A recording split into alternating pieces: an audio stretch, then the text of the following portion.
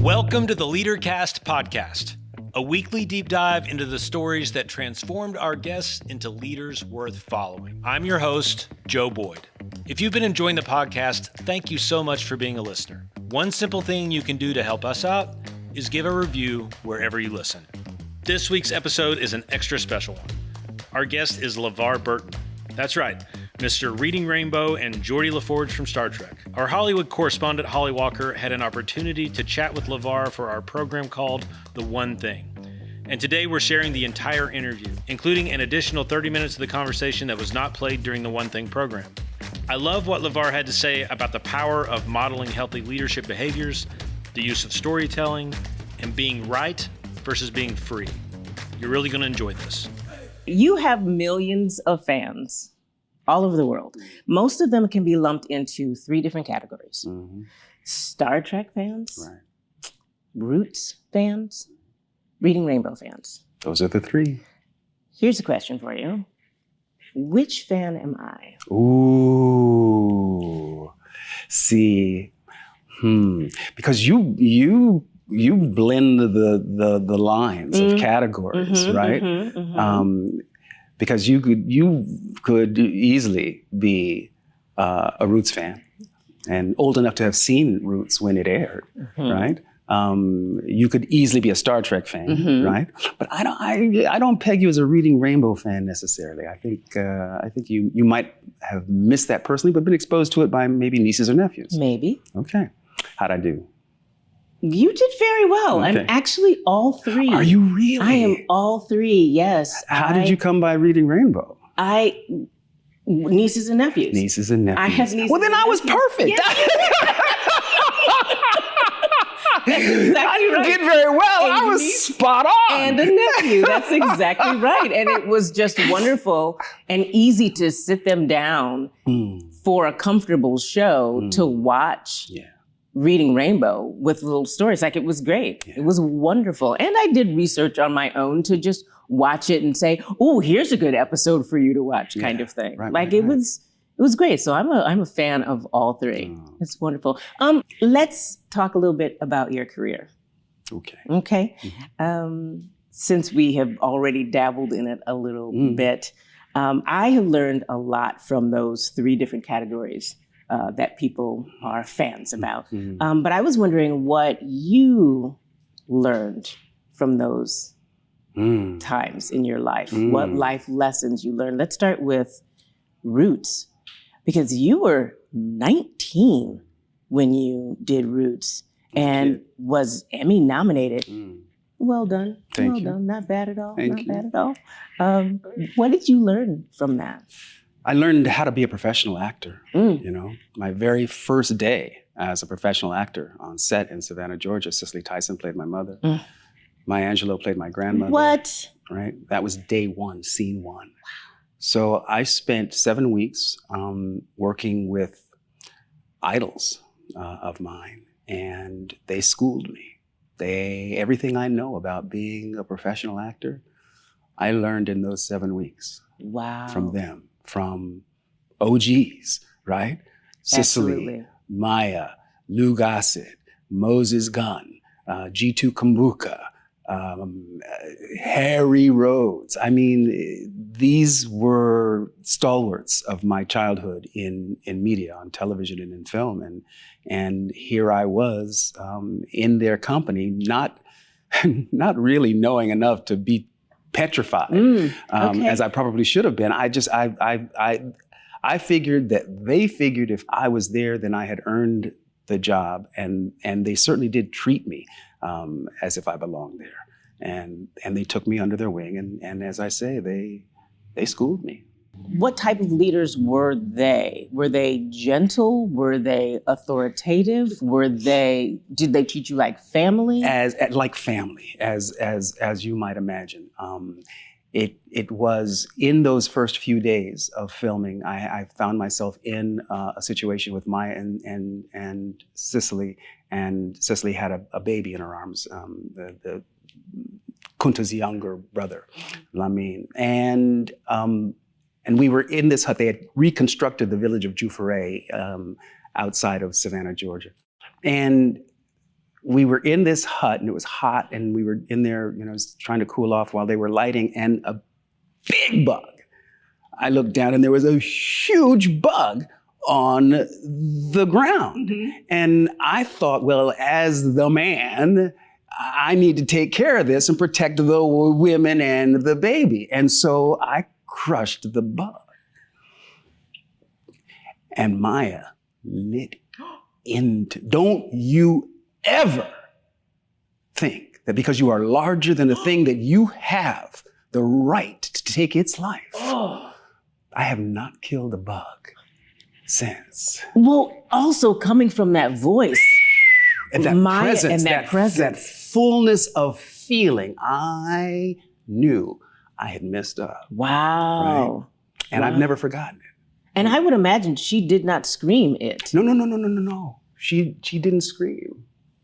Elders rarely scream, Well, good leaders rarely scream. Good leaders rarely scream. You don't have to dominate people with your energy when you come from a place of integrity, right? Mm-hmm. And people like Maya Angelou live from a place of integrity. They lead from a place of integrity, from lived experience. Wow. That's amazing. So life was sacred. That was the lesson. Yeah, all life is sacred, and size is not a leveler of the playing field. In fact, because you are larger than most living things, you have a responsibility, right, to be more careful.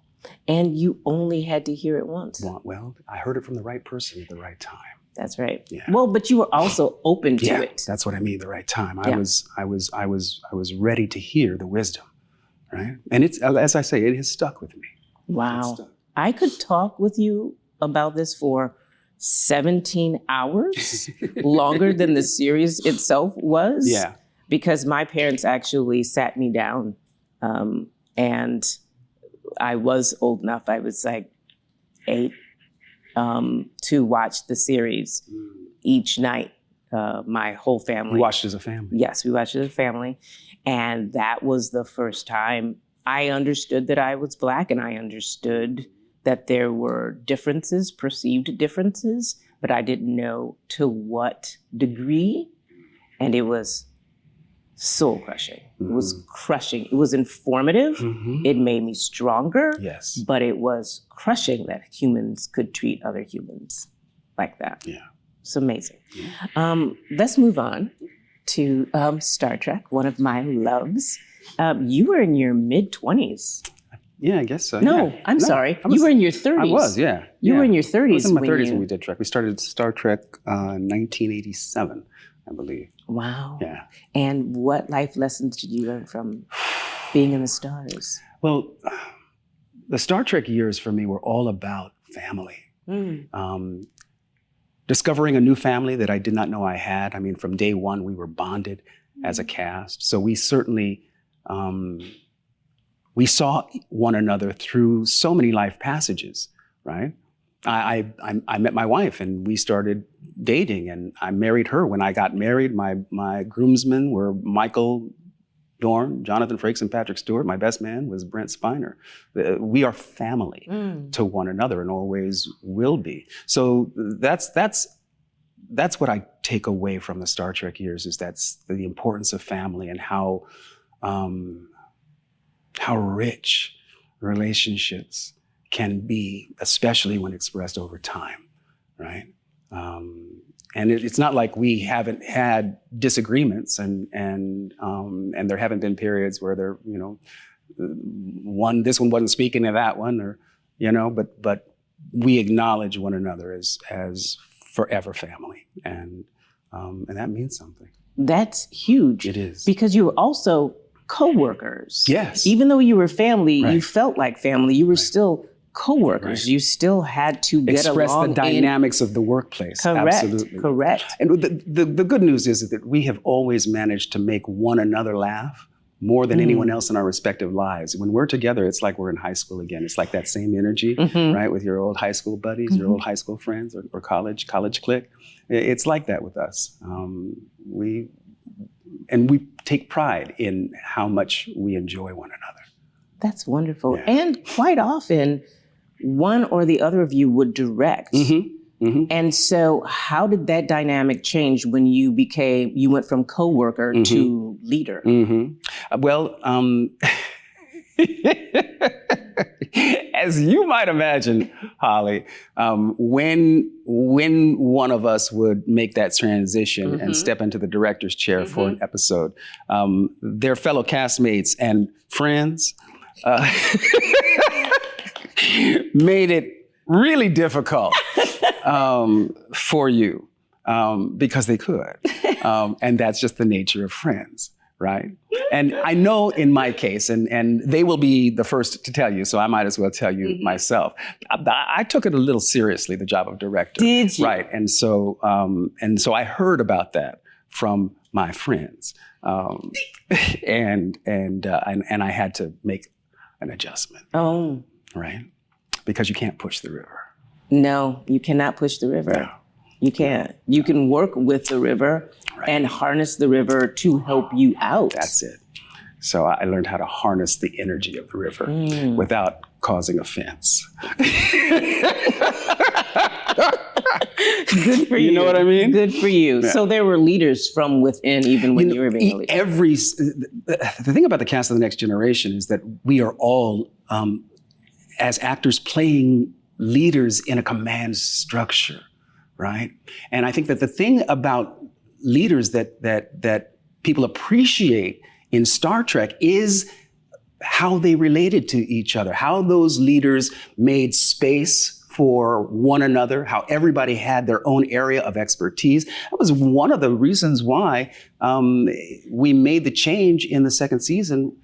Geordi started our journey as the pilot, and it was kind of a one-note joke, right? The blind man flies the ship. Right. But in a command structure where we went to Data for information and to Troy for emotionality, and Beverly was the doctor and Worf was chief of security, the blind man flying the ship just wasn't enough agency for a fully fleshed out character. And so moving Geordi to engineering and giving him, the responsibility of keeping the ship alive and going, it was the right move.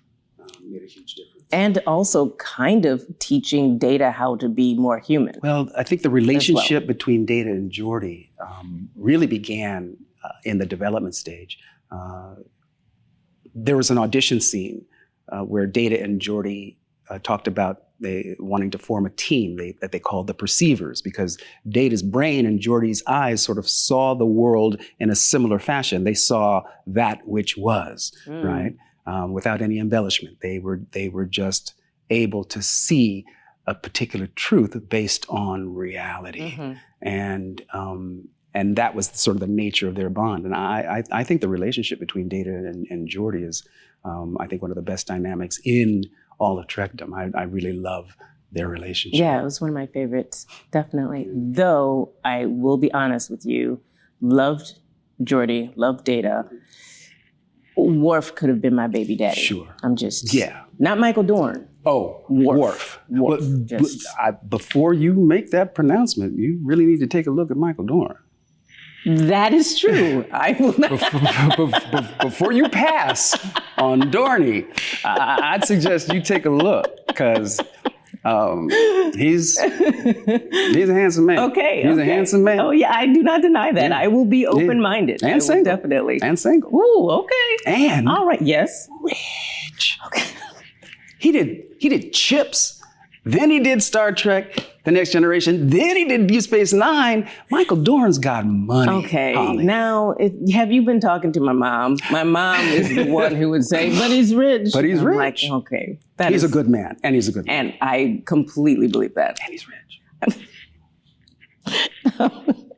Let's move on. Before I get into trouble, let's move on to Reading Rainbow. Now, you actually started that in your mid-20s. I did, yes. While you were you did that before Star Trek. And you were doing both at the same time. We did both at the same time because of the leadership of Rick Berman, our executive producer. And so he really made it possible whenever I needed to get out of work and go do a Reading Rainbow shoot, we had the support of the executive producer.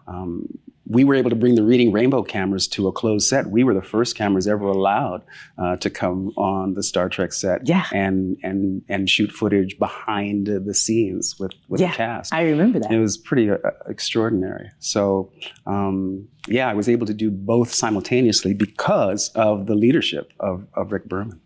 That is wonderful. And you stayed with Reading Rainbow longer than either of the other two. Oh yeah, absolutely. We did Reading Rainbow for I think 26 years, all told. Yeah. That is magnificent. Yeah. Let's back up just a little bit to talk about when you were directing in Star Trek and how occasionally it was difficult for you to wrangle the cats. Yes. Yeah. Getting the cooperation of the other cast members was essential. I mean, that's basically the job of a television director, is to, you're the new kid, you're there for an episode, you may come back for another episode at some point in the season, but they're there every day. So you really need to find out what their language is, their love language is, and really speak to them in that language. I think that's one of the reasons why actors really are such successful directors, because we already have a language in common, the language of acting, right, with our fellow performers. And so being able to navigate the professional when the personal is so much a part of the dynamic is the assignment, right? And getting your friends on board with your vision, your idea, and the idea that you are also, as the director, responsible for the money that we're spending every hour. Yeah. Right? Yeah. So the pressure in television to do the job efficiently and effectively and not waste time, which is money, that pressure is real. And I found that when I allowed that pressure to penetrate to the point where I was reflecting the pressure that I was under, that's when my friends stepped in and said, hold up, hold up, right? Who do you think we are? And what's more, who do you think you are, right? And that's important. It's important to have people in your life who will pull your coattail and let you know, you got toilet paper, right, sticking to the bottom of your shoe, right? And it takes someone who loves you, right, to tell you that you got boogers in your nose.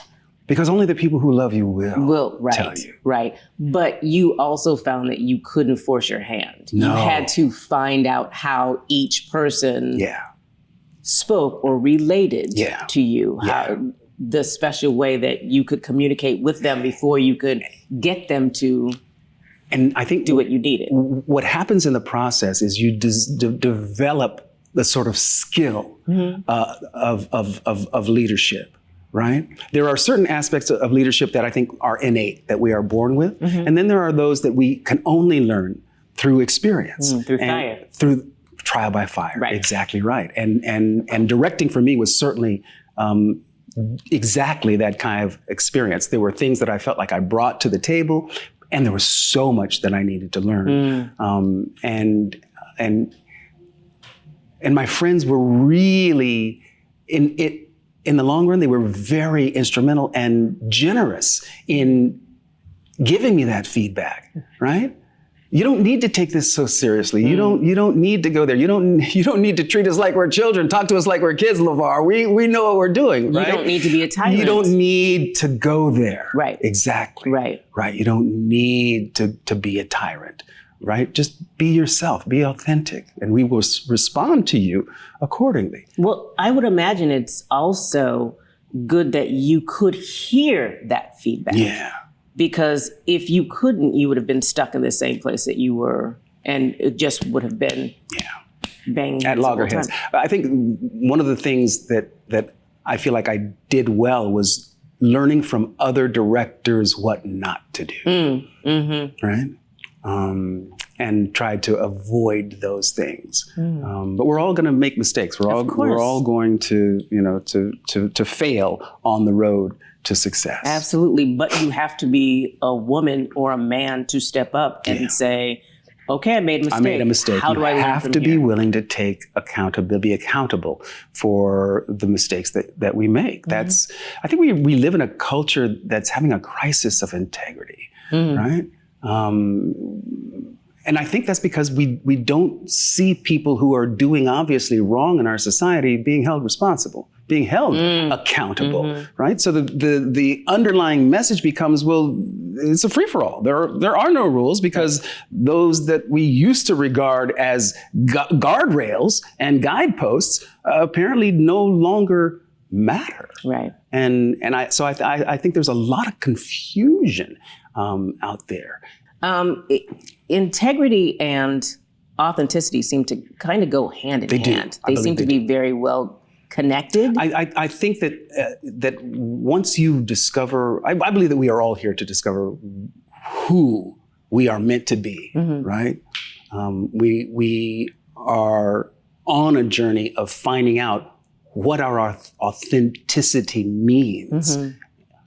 And who that authentic person is. And once you're on that path, I have found that integrity is a really big part of staying authentic, right? Because if you're in alignment, if you're in integrity with your purpose, and I believe we all have one, we've all come here for a very specific reason. If you're in alignment with that purpose, then your sense of integrity, what's right and what's wrong, right? Your own personal barometer of morality, right? Becomes really critically important to you. Can you speak to how integrity is important to leadership? Well, I don't think you can really be a good leader without having a sense of integrity. And now, what do I mean when I say a good leader, right? Yeah.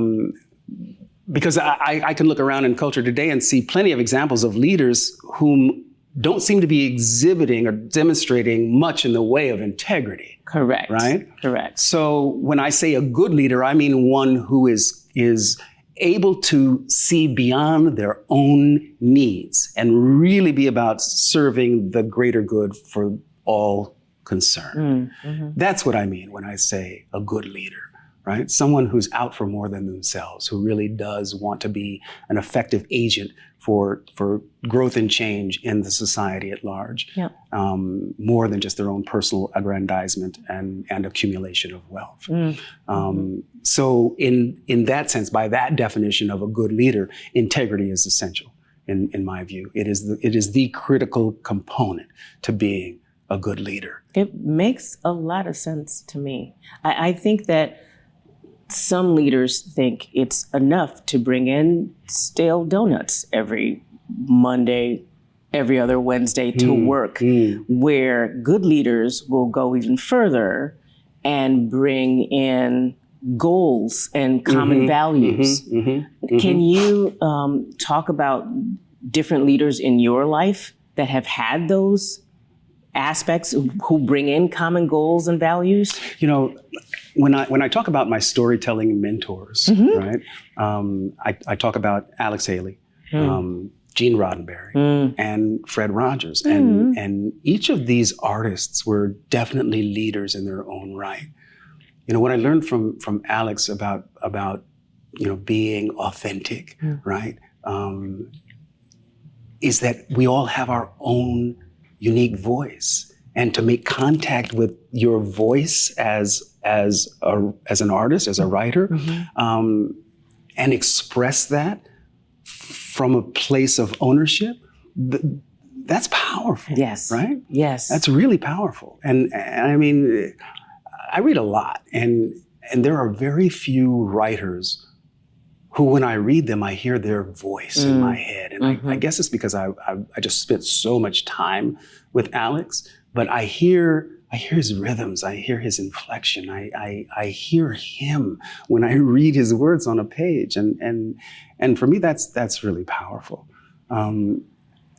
Gene was responsible for the first interracial kiss on television in the United States. I know. Right? So he was a real leader in the sense that he was using the medium of television to advance the society. Yep, Lieutenant Uhura and Captain Kirk. Yeah. Right?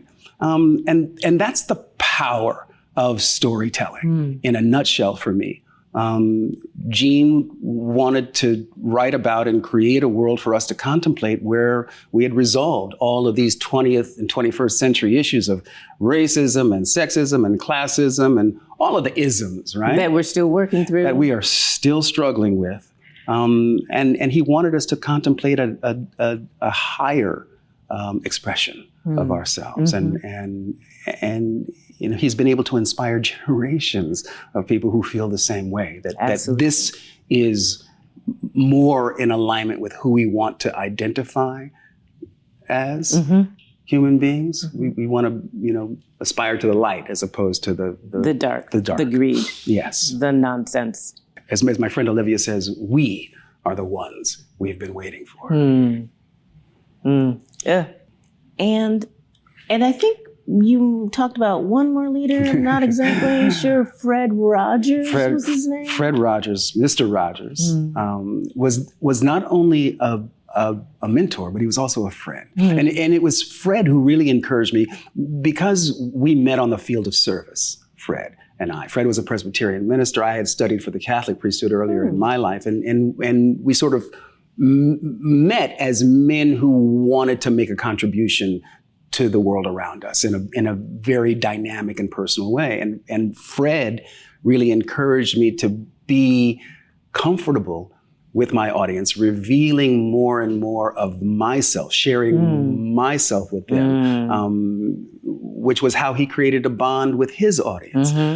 And Fred was a pioneer as well in the medium, not simply for how long he did what he did, but the manner in which he did it. Oh, absolutely. You know, Fred's message that you are perfectly fine just the way you are. Right? That's a huge message to communicate to kids. Huge. Every time Fred would come into the set and he would say, well, I'm feeding the fish, because he got a letter from a blind kid who said, well, I want to know. And so Fred, made that commitment so that everyone in the audience who couldn't see what he was doing when he was feeding the fish would know that the fish was okay, that the fish was being fed and it was being taken care of. So Fred created a television safe space for kids. And I'll be forever grateful to him for encouraging me in that direction to create my own version of a safe space. He was a wonderful leader in many ways. I didn't even realize that I was learning things when I was watching his show. I was having fun. But I did not know to what depth I was learning things. I remember the episode where he had the Black police officer come on, and it was a hot day, and there was a pool, and he said, well, why don't you dip your feet in? Take off your shoes and socks. Take your shoes. And he said, well, I don't have a towel. I have a towel for you now. And my thought was like, wow, Mr. Rogers is handy. He has towels. He has everything. He has everything. Yeah. But I did not realize what a significant message that was. That simple act of compassion and how much it would communicate to an audience of children. The fact that you still remember, that episode in that moment and what you took away from it. Absolutely. It's an indication of just how powerful the medium is. So powerful. And because I did not see black and white, I saw fun kiddie pool, cooling off. Right. With friends. Yes. That's what I saw. That this is how human beings behave toward one another. Yeah. Right. And to always have towels available. And to have towels. Critically important. So important. Let us move on to the topic that we have come here to talk about. Okay. There are many notable leaders throughout history. Jesus, Buddha, Oprah. Now, what is the Holy Trinity, Jesus, Buddha, Oprah. I love that. I mean, wouldn't you kind of go to that altar? Well, you know what? Yeah.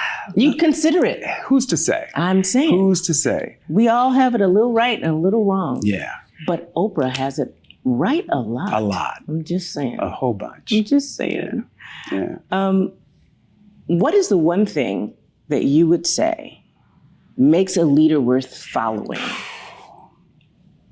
I think it goes back to that authenticity, right? I know about myself that I could not follow a leader if we did not have shared values, right? And if I did not believe that that person was authentic to the values that we have in common, I would find it very difficult, if not impossible, to follow a leader like that. So I think that knowing who you are, knowing what you are about, what your mission in life is, and being willing to put in the work necessary in order to do exactly that, it comes from a place of authenticity, finding out why you're here and doing everything you can to get to that place where you are making that contribution. Yeah. Can you tell when someone's not being authentic? I don't suck at it.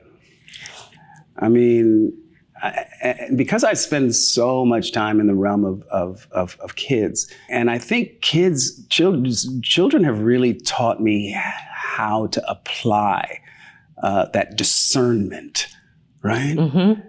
And what they do is they experience the world through their hearts. And I think that the heart space is the best barometer for evaluating whether someone's in integrity or not. You feel it. Absolutely. You absolutely feel it.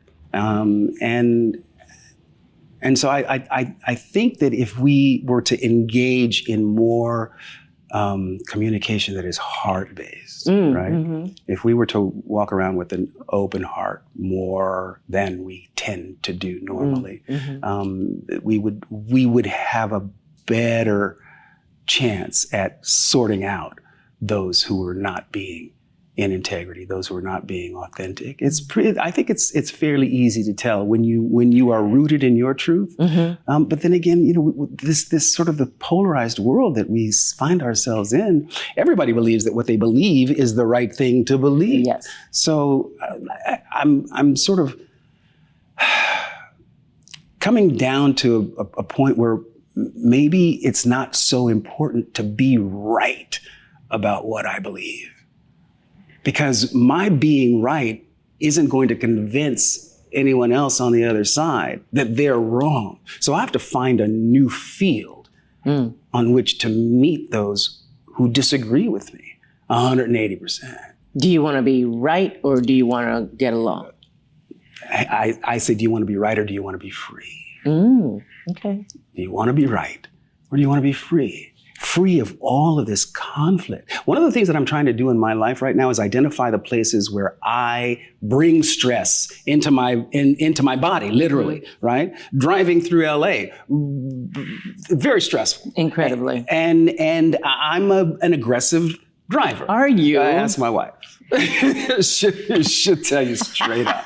You go right from church to being an aggressive driver. And I recognize now that I'm doing that to myself. Yep. Right? And stress has been identified by the medical community as the number one killer. As a killer, straight up. In the world today. Absolutely. And so where am I bringing unnecessary stress into my life? In order to do that, I have to be able to have a really honest dialogue with myself. I have to be willing to say, you know what? She's right. Much as I hate to hear her say it, I'm a really overly aggressive driver and I need to just slow down, just chill. You're gonna get there. So, right? The ability to be self-introspective is, I think, really critical to good leadership because otherwise you're operating in a vacuum. And no one who operates in a vacuum can continue to make good decisions for very long. You need the feedback of the community around you, whether it's your family or your friend circle or your, the people that you work with, your colleagues. You need to be accountable to a group of people. You need to be held accountable by people who have your back, who have your best interests and the best interests of everybody else on the planet. Correct. And when you say heart-based, you don't mean mushy, gooey, I have to cry and make sure that you know. You mean from integrity. From integrity. You mean an authentic type of communication. And being willing to have, as a part of that communication, whatever is real and true for me on an emotional level. Yeah. And having the skills to communicate that. Great. I think that's one thing that a lot of leaders are lacking in terms of, being as effective as they can as leaders. They lack the tools, the communication skills to articulate what it is that they are trying to get from the team and how to get everybody to move in the same direction.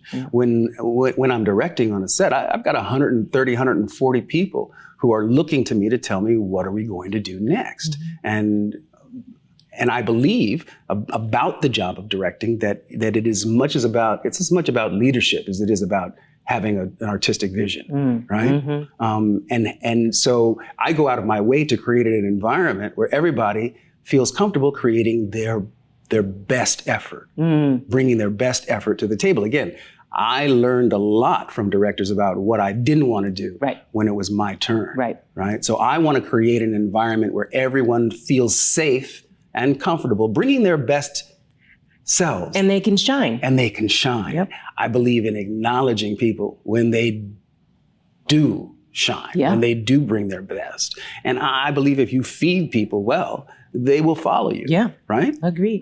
Because a film crew really operates on its stomach. You show up in the morning and you have breakfast and you mean already literally feed them? I mean literally feed them because people are always thinking about food. Oh, always. Always. I'm thinking about Twizzlers right now. now. So creating that environment where people feel safe, really contributing, right? Honoring them when they do. And, making sure there's good stuff to eat. Good stuff to eat. I believe that being able to communicate with someone is definitely a tool. It is. It's a skill that a good leader has. Yes. I think another tool is storytelling, being able to tell a good story. I think Gene Roddenberry was that way.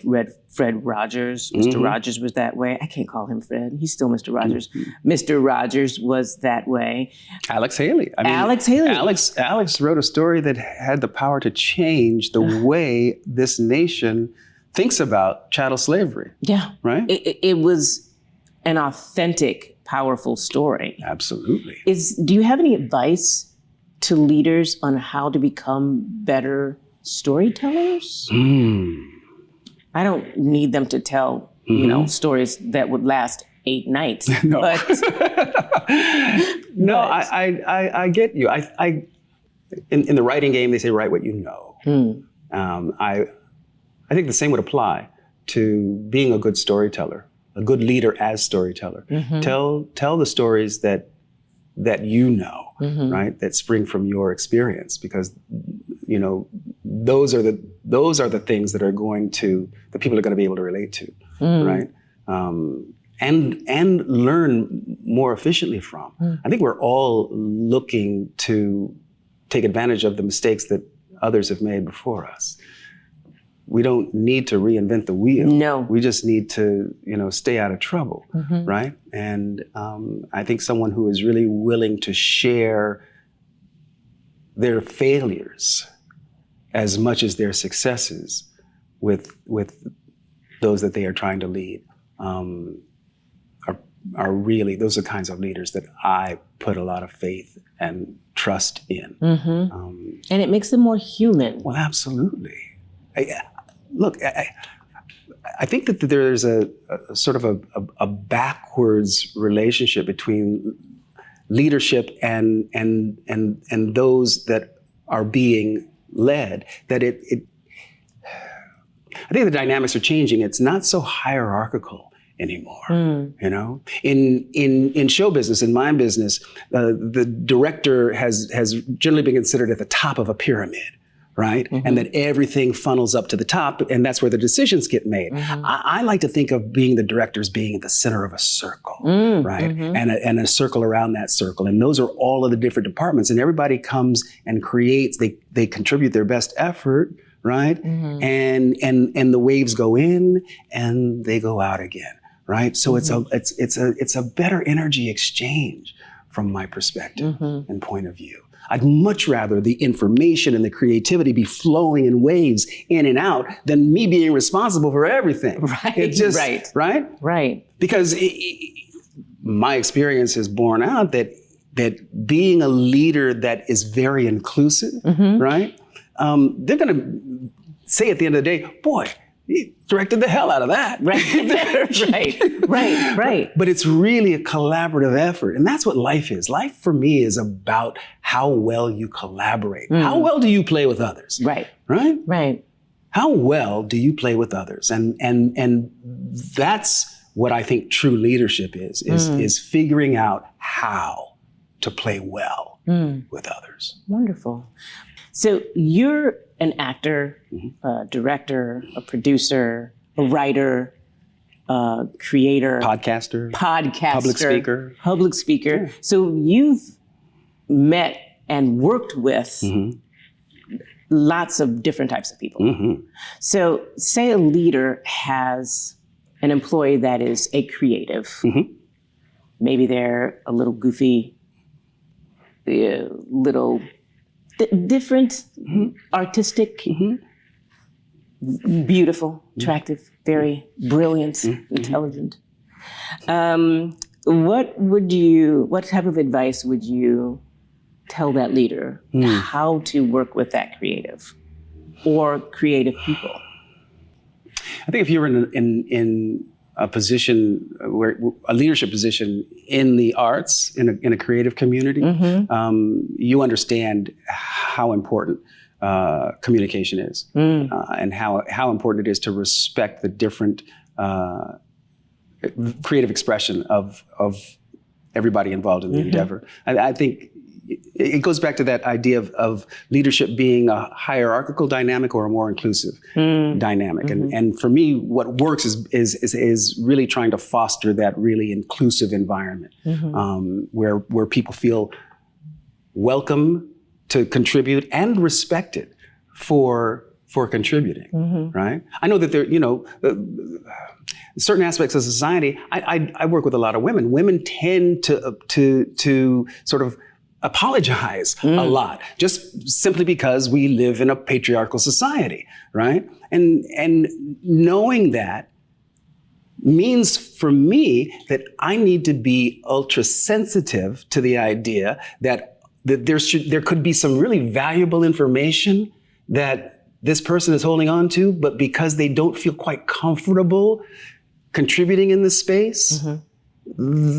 I miss out on gold. I miss out on a tremendous opportunity. Right. That's leadership to me, right? Recognizing the lay of the land and doing what one can to mitigate the circumstances in order to produce the best outcome, right? Yeah. It's being able to navigate cultures and to navigate society and its mores and just all of it, the ins and outs of being human. That kind of sociological awareness, I think, is really important, especially in today's world, because we are living in a world where that conversation about inclusiveness and what that means for all of us as a society, that's a conversation we are actively having. Yes. Yes. I think a lot of everyday leaders will see this interview. Teachers, managers of mom and pop shops, small business owners. From your life experience, what's something you wish you could tell them? It's all going to be okay. I wish I wish somebody would have told me that when I was younger, right?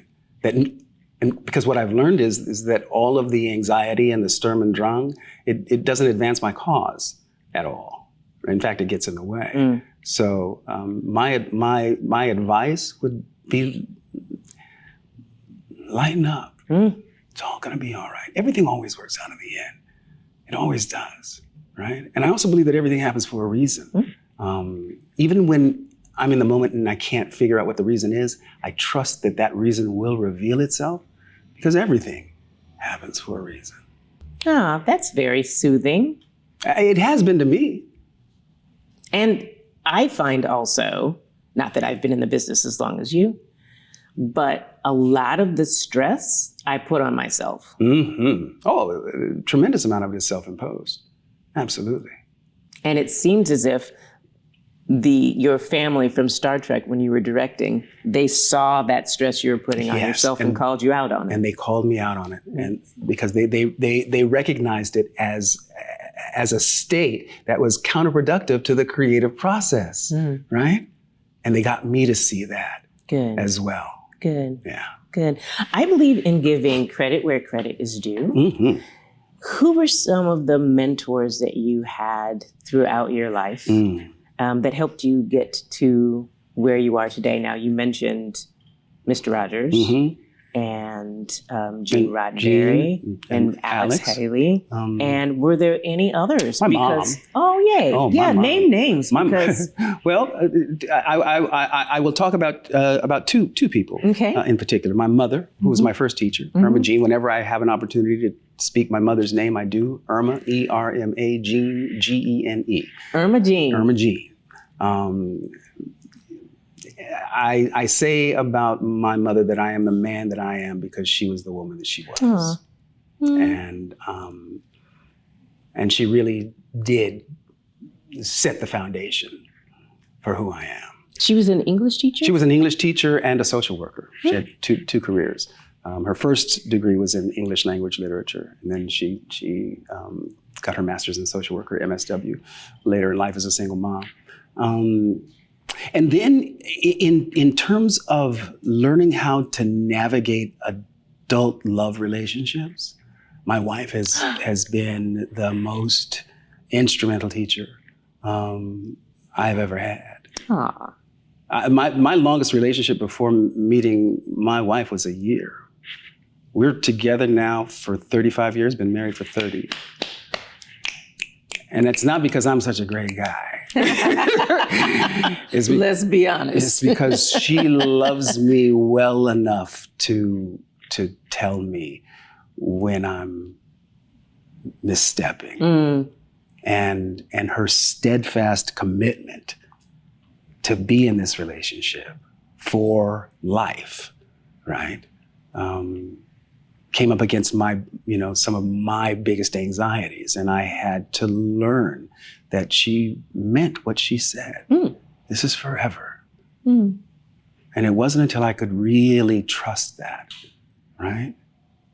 My mother was married 3 times. So I didn't have a real model of what a healthy, successful, loving relationship looked like. And so as a consequence, I didn't know how to be in one. I didn't know what that was. I had to learn.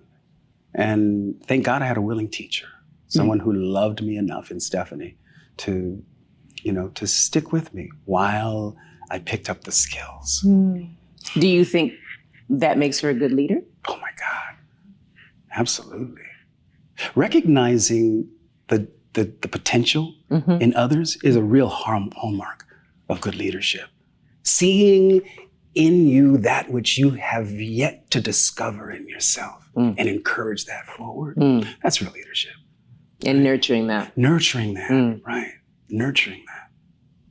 Bringing it out, coaxing it out. Wow. You know? Well, hats off to your mom and your wife. That's fantastic. If I had a hat on, I'd take it off. No, seriously. Thank you so much for this interview. I think I've learned even from this that integrity, heart space, communication are great aspects of a leader, storytelling. It all goes into the bag of tricks, right? What's in your toolkit as a leader, right? What are your go-to tools?